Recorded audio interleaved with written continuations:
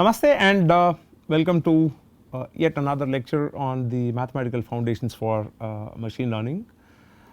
We have been looking at the basics of probability here, which is going to be the talk of this lecture for the next what do you call 4 weeks. So, we started we started asking this question, like why do we need to even study probability? We said that okay, when there is uncertainty, I want to make a decision in the presence of uncertainty, and therefore what I did was I tried to quantify this uncertainty, and I gave a number between 0 and 1, both inclusive, and I called that to be probability.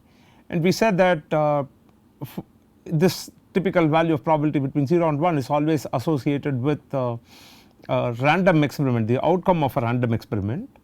And what is interesting is this random experiment is something which has multiple outcomes and multiple distinguishable outcomes. And what is interesting again here is that if one outcome occurs, the other outcomes cannot occur. And we also said that the collection of all possible outcomes of a random experiment is what we call as the sample space.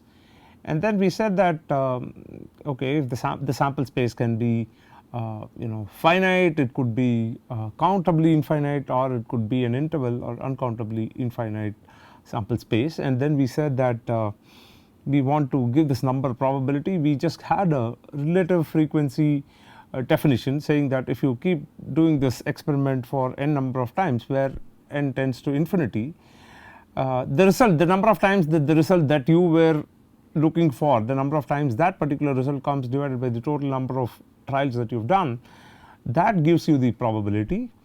And we also looked at the parallel between set theory, the language of set theory, and the language of probability theory. We said that okay, in set theory what you call as universal set is what you call a sample space here of the random experiment, and then we said that individual elements of the set, just call that as element there, and in this case you call them as outcomes in probability. And then we said that the subcollection of elements from the universal set, you call that as a subset there in set theory, and in probability theory you call that as event, provided you are going to associate this probability value to it. And therefore we defined event to be subset of the sample space which are of our interest. It is only to those subsets which are of our interest that we would want to associate a probability. In fact, we can dig a bit deeper to understand that for you to define the idea of probability or this probability number, we need something called as a probability space. That means you need to have a sample space, and you need to have a collection of subsets which is closed under finite union, intersection, complement operation, and then there must be a function which is going to map the sets which have gone into this basket, whatever that where we put the subset and then the union and other things. This is going to map, there is a function p which is going to map the element of this collection of subsets to the real number between 0 and 1, including 0 and 1. So we said that these things have to happen, and then we also looked at the idea of disjoint events. We looked at axioms of probability. We said that okay, the probability of any event is always non-negative. We said it is a value bounded between 0 and 1.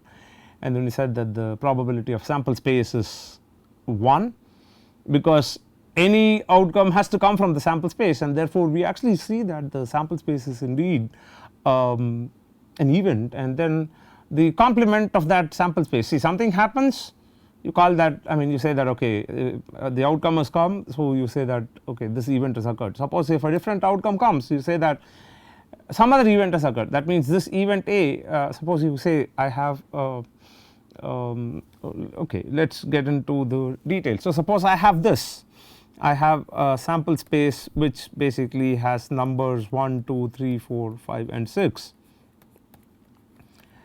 and I say that event A is basically the set of all odd numbers, say 1, 3 and 5, and suppose I get an outcome which is not from this set, I get a number which is 2, 4 or 6, then we say that event A has not occurred. That means we say that event A complement, which is basically 2, 4, 6, we say that this event has occurred, because none of these 3 numbers from 1 3 5 that set has occurred, we say that one of these numbers from here has occurred, and therefore we say that a complement has occurred. So what we say is, if we associate a probability with a, we must also have associate a probability with the event not happening, and that is what we said, this is a complement. And then we had a couple of definitions. We said that we have what are called as mutually exclusive events, mutually exclusive events, and we said that mutually exclusive events are like a pair of events where both of them cannot occur simultaneously. And then we also had this this definition of impossible event, if I am not wrong. So we have what is this impossible event? Impossible event is basically, yeah, we have written it here, impossible event is nothing but the event which contains nothing, that means the empty set, that we called as impossible event. And we said that the probability of an impossible event is 0, right. So we said that the probability of empty set or an impossible event is 0. That means when you conduct an experiment and you have figured out what is the sample space for this experiment, the outcome must be from the sample space, right, and no outcome cannot be an outcome at all, it can never be an outcome. So that is exactly why it is called as an impossible event, because the empty set contains no element, and you will never get an empty set. Suppose you toss a coin, you will only get a head or a tail. Forget about that case where the coin stands vertically. I mean, let us not get into that. We will probably assume that the thickness of the coin is like much less compared to the surface area of the coin, and therefore we say that okay, the coin is going to fall either on the head face or the tail face. So yeah, the impossible event is like you toss a coin, the coin will come down and it will fall either on the head face or on the tail face, and the coin not falling down is definitely not an outcome at all, there cannot be. So that is exactly what we call it as impossible event. So impossible event have probability 0.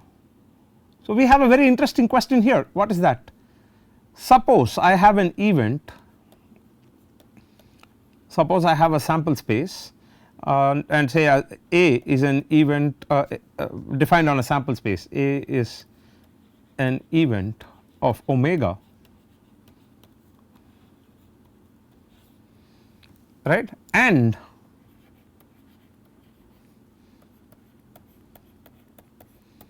P of A is 0. The question that we ask is, does this mean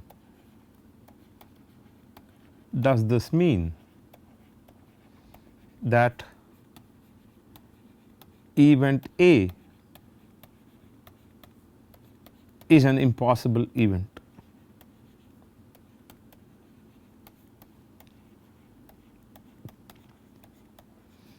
Right, that is an interesting question to ask, because we know that no outcome is never an outcome, and therefore the probability of no outcome is 0. Now suppose I say A is an event where the probability is 0, does that mean that A is an impossible event? Let us take a simple example and see what happens. Okay, let us take a simple example where assume that I have this interval 0 comma 1, I have this interval 0 comma 1 on the real line where 0 and 1 both are it is inclusive, that means you have a closed interval 0 comma 1. Now what I am going to say is, I am going to tell you that look, the probability of the sample space itself is this interval, the sample space is this interval 0 comma 1, okay, the closed interval 0 comma 1, and what I am going to say now is the probability is basically length of any subinterval that you take here. Suppose I take this AB, I call this as an event. So let us say I have this closed interval AB, that is a subset of this interval of 0 1, and therefore this the probability of this event AB, I am going to call this let us say this is event E, what I am going to say is the probability of this event E is basically the length of this interval, which is b minus a, and that value is going to be a value between 0 and 1. Now what I am going to do is, if you compare this a b, and let us take one more point here, let us take one more point here, which is let us say b prime. I am going to take this interval a b and I am going to consider this a b prime, let me call that as E1. Now the question that I ask is, which has got the higher probability of occurrence? We said that the probability of event E within the 0 1 interval is going to be the length of the interval itself, and what I am going to tell you now is, look, fine, it is length of the interval, therefore I ask this question, which of these two events is most likely to occur? The interval a b, suppose I give you a dart, I give a very sharp needle and then I ask you to throw it into it. So now the question is, which of them is going to most likely, I mean which of the event is going to occur most likely? The dart falling into the interval a comma b, which is the closed interval, or a comma b prime. So I am going to ask this question, a b prime, which is going to be the most likely event? No, it is quite natural. What do we say? Look, if the length is more, then that interval is going to occur, say that okay, that interval, if the length of the interval is more, then it has higher chances of occurrence. That means if I throw a dart, it could go sit within a b, and in this case a b is a subinterval of a b prime. Suppose if I take, I mean the dart can fall anywhere here, which means the a b prime, that event has occurred. Now what I do is, I look at a b and I say that, look, the event E, which is basically falling into this interval a b, and a b prime is E1, E has slightly smaller probability than that of E1, and what I am going to say is, suppose I do something here, I keep pushing this b so close that b and a merge, right. I have an interval where I push this as close as possible to a, such that at one point of time a and b merge together, and then I am going to have this point a comma a, I am going to keep pushing this. So the interval basically degenerates to a point which is a. What is the length of this interval? The length of this interval is 0, because it is a point, the interval has degenerated and it is a point, it is degenerated to a point, and therefore the interval length is 0. Now what I do is, I give that sharp dot and you throw the dart there. To your surprise, you find that the dart actually goes and sits exactly at this point, exactly at a. Finest possible dart, you throw it, it goes and sits exactly at the point a. Now according to our understanding that we just saw here, we see that, look, the interval is a comma a, the interval length is 0, therefore if we have to say that okay, 0 probability event cannot occur, then the dart should not go and sit at that point a comma a, but then to our surprise it goes and sits there. What is the probability of it sitting there? It is basically 0, because as I said the interval length is 0, but then the dart goes and sits there. So how do we account for this? So what we are going to say is, all impossible events have 0 probability, however all 0 probability events are not impossible. That is one important takeaway for us, or that is something which we need to remember. So we are going to say impossible event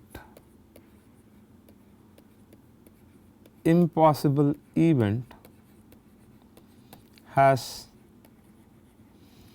probability 0.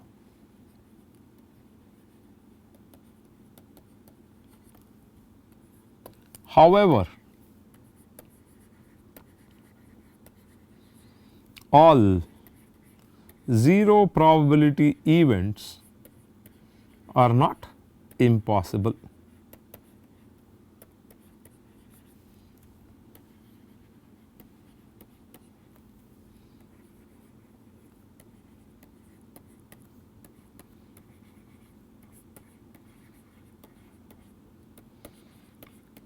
right. This is one very important takeaway for us, and we will see many such statements in probability. We will see something in random variable also, something similar to this when we go to random variable. So, what we are going to say is, look, impossible events which correspond to null set or the event with no outcome, it is just not going to happen at all, because when you roll a die or when you toss a coin, you are going to get an outcome which is from the list of possible outcomes that you have listed. Empty set has nothing in the set, no element in the set, therefore it cannot occur, but empty set is the complement of your universal set or the sample space, therefore we need to account for that also, therefore the complement, we have already proved that, saying look, probability of empty set is 0, therefore impossible events have 0 probability.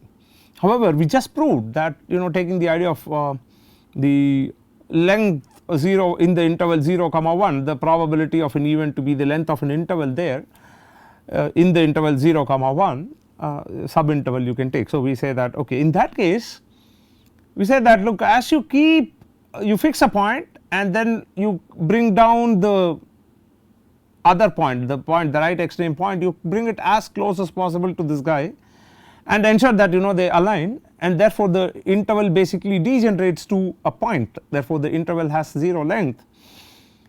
And but if you have a very fine dart, as fine as possible, and then you throw it, then that fellow is going to get stuck to that particular point A, which means according to our understanding it is a 0 probability event, but then it occurs. So, what is the conclusion that we are going to say? We are going to say that look, all impossible events have 0 probability, however all 0 probability events are not impossible, right. That is one takeaway that we have. Now, we are going to move further. Recall our definition of mutually exclusive events or mutually disjoint events. Say for example, I have my sample space omega here, and let me take that, okay, I have this event A here and event B here. So, what I am going to say is, okay, A and B cannot simultaneously occur, like what we had the example. Suppose I take this 1 2 3 4 5 6 and let me take A to be 1 3 5 and B to be the set containing elements 2 4 and 6, right. Now, only one of these two can occur, either A occurs or B occurs, and we know that A intersection B is empty set. Therefore, A and B, we also say that okay, A and B cannot occur together. When the intersection is empty set is an impossible event which cannot occur. Therefore, we say that look, the intersection is not going to occur at any point of time. That means the event A intersection B is never going to occur because they have nothing in common, right. That means the moment I tell you look, event A has occurred, I can very clearly say that look, event B has not occurred. Why? Because they have nothing in common. Therefore, our mutually exclusive events are pairs of event or a pair of events wherein which occurrence of one completely prevents the occurrence of the other, right, completely prevents the occurrence of the other. That means the moment I tell you event A has occurred, I can draw a conclusion or I can draw inference about event B and say that look, the event B has definitely not occurred. That is the idea about mutually exclusive events or mutually disjoint events. So, what are we going to say? In case of mutually exclusive events,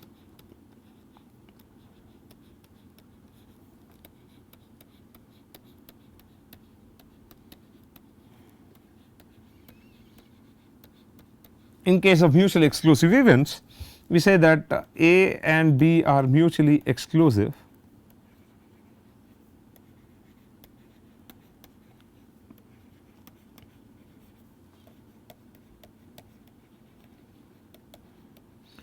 if they cannot occur simultaneously or cannot occur together.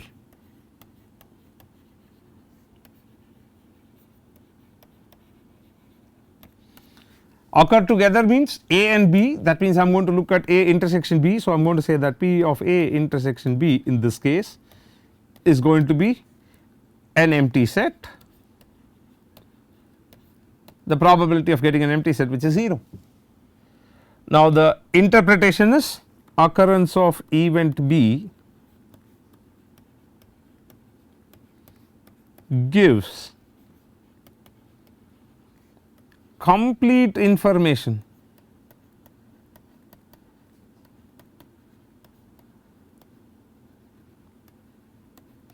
about the non occurrence of event A.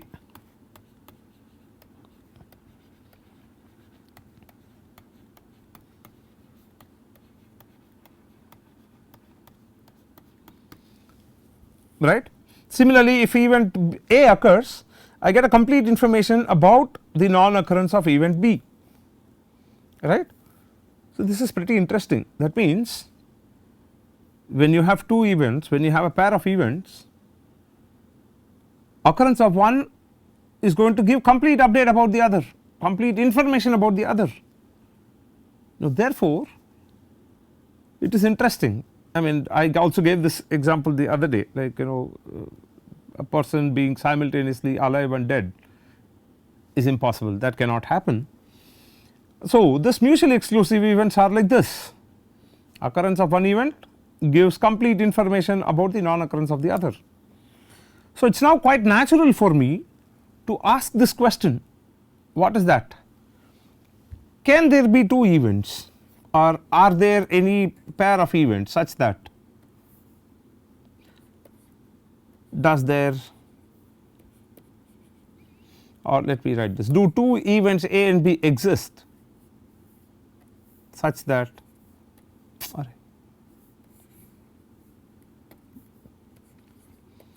do two events A and B exist such that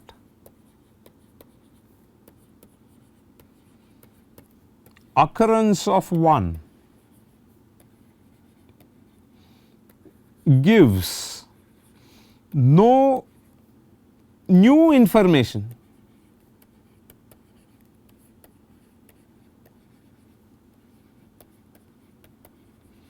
about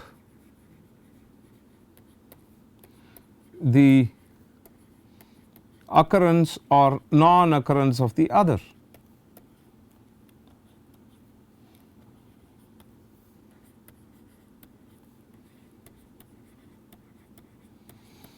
In fact, this is a very natural question for us to ask, for the simple reason that you have a pair of events where occurrence of one gave me complete information about the other. That means if I know that event A has occurred, I definitely know that event B has not occurred at all.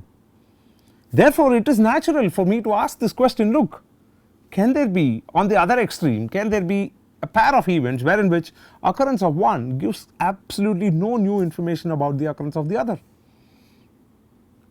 right? That is an interesting question to ask. A simple case, a simple example is this: suppose I toss a coin now, I see that I have got a head, and I tell you, look, I tossed a coin now, the first toss has given me a head. Now can I ask, given that the first toss is a head, the second toss will also be a head? I mean, we really do not know. This does not add any information to it at all.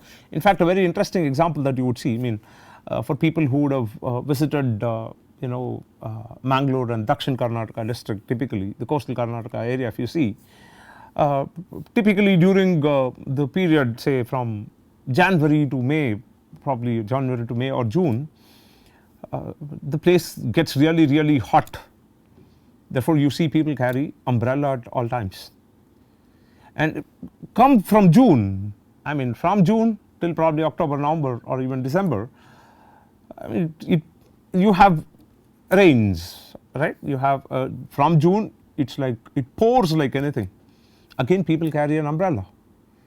Now I tell you, look, let us say we go to Mangalore and then I tell you, look, there is a guy carrying an umbrella outside there. What is the information that we can get? Given that he is carrying an umbrella, do we actually, can we conclude that okay, it is raining, or can we conclude that it is shining there? Because in especially that part of the country, you would see that people would be carrying umbrella at all times. The reason being, it is either too hot or it rains heavily, right. So, given that somebody carries an umbrella, now you will not be able to say whether it is because it is raining that he is carrying an umbrella, or it is because it is too hot there that he is carrying an umbrella. That is exactly the example that we looked in the previous case also. Suppose I tell you, look, the first toss has given me a head. Can I tell you that the second toss is also going to give me a head? Or can I, if I tell you that the second toss has given me a head, can I make a guess about the first toss, saying, okay, given that the second toss is a head, can I tell that, look, the first toss could be a head? I cannot really do it, right.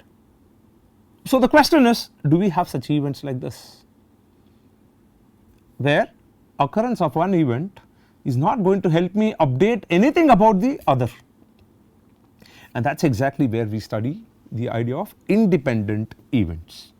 So, the answer is in fact S. The answer is S. Two events A and B are called independent events.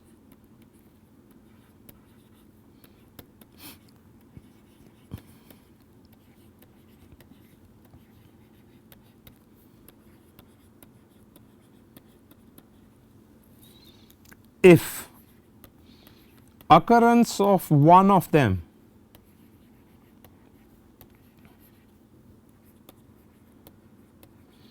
gives no information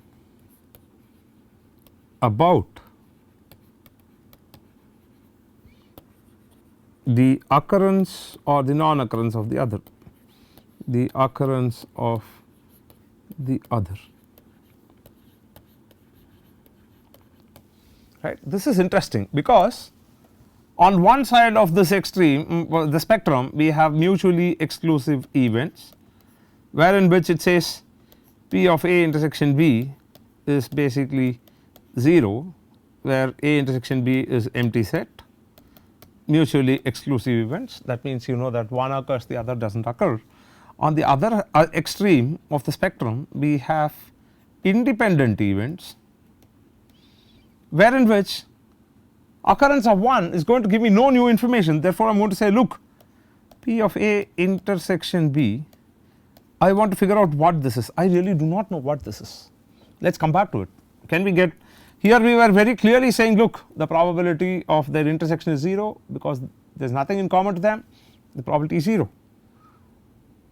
Now, because we talk about two events, the question is, can I say that what is the question that I ask here is like, as far as independent events are concerned, the question I ask is here is, what is the probability of them happening together? Let us see what it is, right. So, we do not know what it is, we will come back and fill this question mark a bit later, but all that we know is, look, these are two what we call two extremes of events giving information, total information about the other, events giving no information about the other. Therefore, I can ask one more question here. I do not want a pair of events to give me complete information about the other. When one occurs, I do not want it to give me complete information. At the same time, I do not even want a pair of events wherein which, look, I do not get any information, right.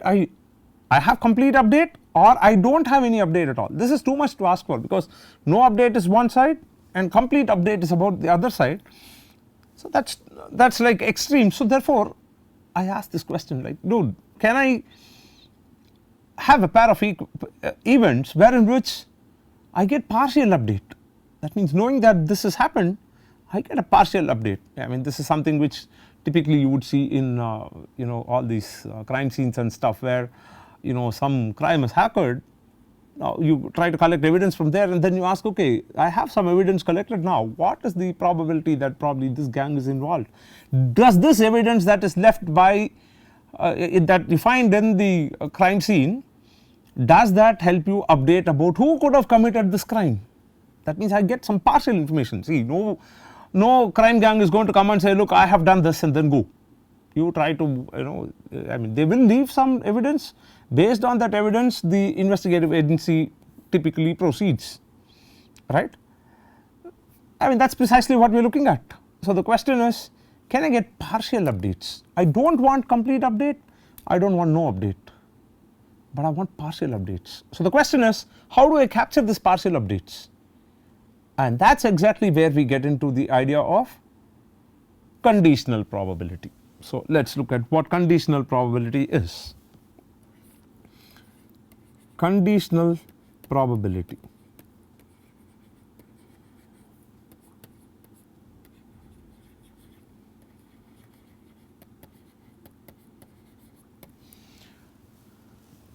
So, what is this? Okay, when do I say that look, I have no information, I can't give any update, or I give partial update? When can I say that, okay, when can I actually look for these things? Only when I have some kind of an intersection between two events, let us say A and B,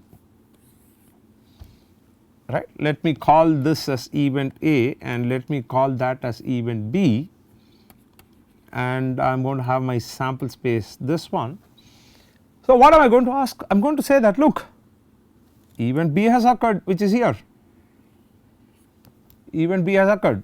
So, what are we going to say? We are going to say that look, everything is here, which includes that intersection portion also. So, the question now I ask is, event B has occurred, does that mean event A has also occurred, right? What is the probability that event A has also occurred, right, is the question. I hope the question is clear. I just tell you that event B has occurred. The question that I ask is, what is the probability that event A has also occurred? That means I am trying to focus on the intersection area, that is exactly where both A and B occur together. But what the information that I give you is event B has occurred, event B includes this intersection A intersection B also, this intersection area. So, what I ask for is, given that event B has occurred, what is the probability that event A has also occurred? And that is what we are going to define in terms of the conditional probability. So, we are going to say probability of A given B, this is the notation that we have, probability of A given B is nothing but, okay, let us write this, this is nothing but probability that event A has occurred, event A has also occurred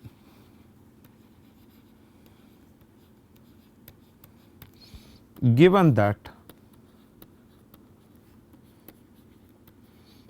event B has occurred.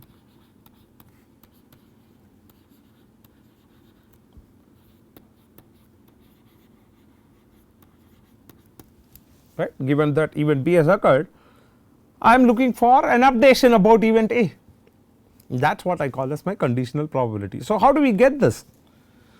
How do we get this probability value? That is pretty interesting. So, what are we asking for? We are looking for probability of A also having occurred given that event B has occurred. That means I want to see, I want to know what is the probability of this intersection happening given that the whole B has occurred. So, I am going to write this as P of A intersection B divided by P of B, right. This is P of A intersection B divided by P of B. So, that is something interesting. Why? Because the overall sample space here was omega. From that I told you that event B has occurred, therefore, my search space has now gone down from omega to B. That means the new sample space that I am looking at is basically the event B, and in that event B I am trying to find out what is the probability of this event occurring, right, which is basically P of A intersection B divided by P of B. Is that clear? So, this is pretty clear, you know that number of elements in A intersection B divided by number of elements in the sample space divided by number of elements in event B divided by number of elements in the sample space. So, those two get knocked off. So, you basically get the ratio of number of elements in A intersection B divided by number of elements in event B, right. Similarly, I can write the other one also. What is the other one? I can write probability of B given A what do we mean by this? So, this is basically I mean this is basically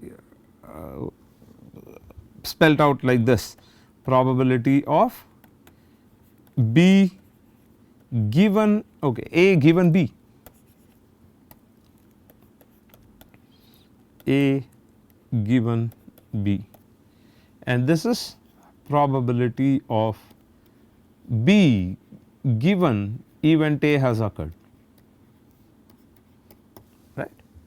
And how are we going to do this? This is the same way that we had here. Instead of saying, okay, let me draw the Venn diagram again. I have my sample space here, I have my event A here, and I have this event B which is here. Now, what I am going to tell you is, okay, event B is here, event A is here. Now, what I am going to tell you is, look, everything that you have here has occurred, which includes this, that is event A, right. This entire event A has occurred. Forget about this thing which has gone out of this circle A, that okay, forget about that. So, whatever has occurred within event A. That event A also includes, if you see here, it also includes A intersection B. So, I want to look for event B also to have occurred with event A, therefore, I look for the same stuff like what I did before. I am going to write this as P of A intersection B divided by P of A. Now, in this case, A becomes the new sample space, because your search space is now going to be A, because you are looking for within A, and within A intersection B is also there, that means part of B is also there. I want to look at that probability, and that is what is this conditional probability. Now, there is again, if you note here, there is something interesting that happens here. What is that? I have two different notations here. One set of notation says, look, I have P of A and P of B, and the other set of notation says, look, I have P of A given B and P of B given A, right. I see 4 different terms. Of course, forget about P of A intersection B for some time.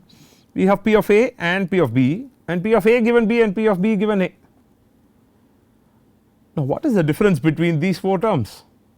Is there any difference between, take these 2 guys together and then take these 2 guys together? Is there any difference between this pair and that pair? That is pretty interesting to ask. So, the answer is, of course, there is a difference, and what is with respect to these 2 fellows, P of A and P of B, it is interesting that the moment you know the sample space and you define your event A and event B, the probability of event A and probability of event B gets fixed.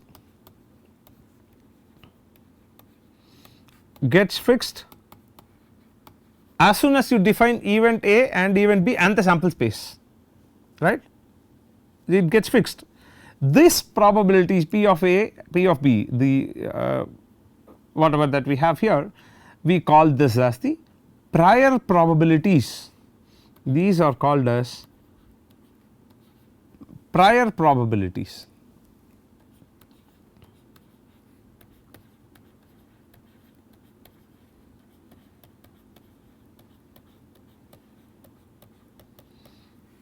The prior probability numbers are those numbers, probability numbers, which get fixed the moment you fix the events, and the moment you know the moment you know the sample space and you fix the events on the sample space.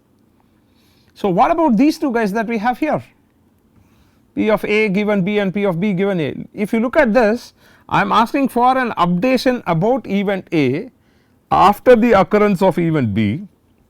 I am asking for an updation about event B after the occurrence of event A. Therefore, these are basically what we call as the conditional probabilities. These are basically the conditional probabilities, and there is a name for these 2 fellows, conditional probabilities,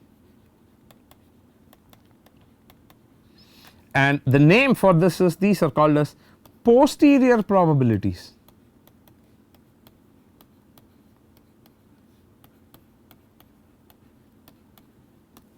These are the posterior probabilities. Now, what do we mean by posterior probabilities?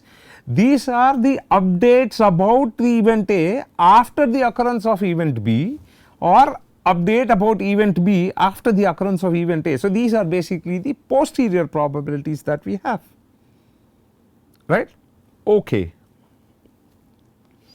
So, the conditional probabilities are posterior probabilities. The unconditional probabilities that you have here, these are basically my prior probabilities, right. Now, let us look at this. Remember, we were asking for a pair of events wherein which occurrence of one event gives no update about the occurrence of the other. We were looking for that, right.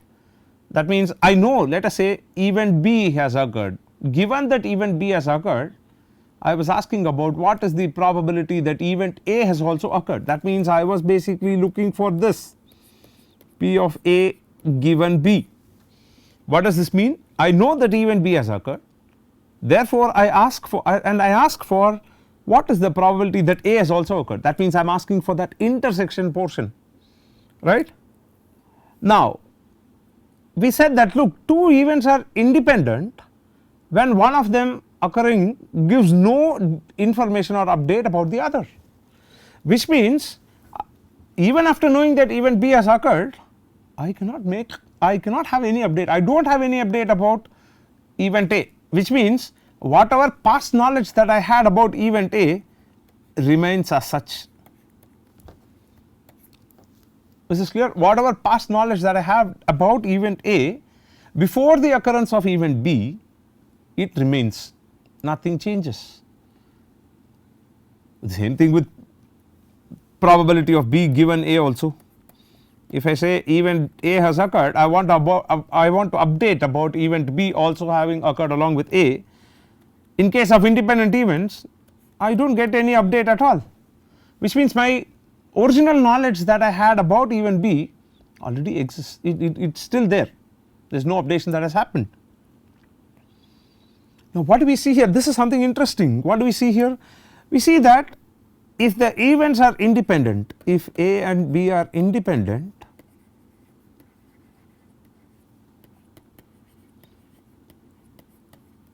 then this following happens. What is the following? We have P of A given B is P of A and P of B given A is P of B. Now, what does that mean? You see something interesting. What are these two probabilities called? These were called the posterior probabilities. These two are called the posterior probabilities, and what do we say here? Posterior probabilities are equal to the prior probabilities. That means there is no update at all. So, we say that two events are independent, two events A and B are independent if the posterior probability of A given B is equal to P of A and the posterior probability of B given A is equal to P of B. In turn, what does this mean? It says P of A given B, again I am talking about independent events only. P of A given B is nothing but P of A intersection B divided by P of B, and this is equal to P of A, which implies P of A intersection B is equal to P of A into P of B.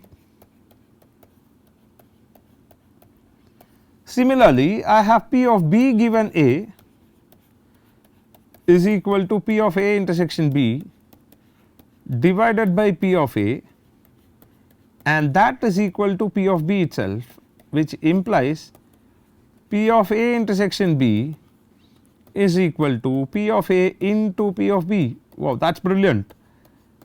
This is exactly what we were looking for. We just put a question mark in the previous slide. We had put this, we do not know what it is. We are asking for the probability of both of them occurring together.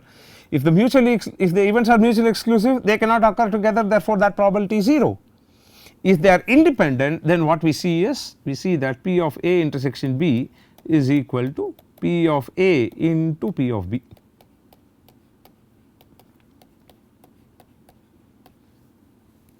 Right, let me write it again.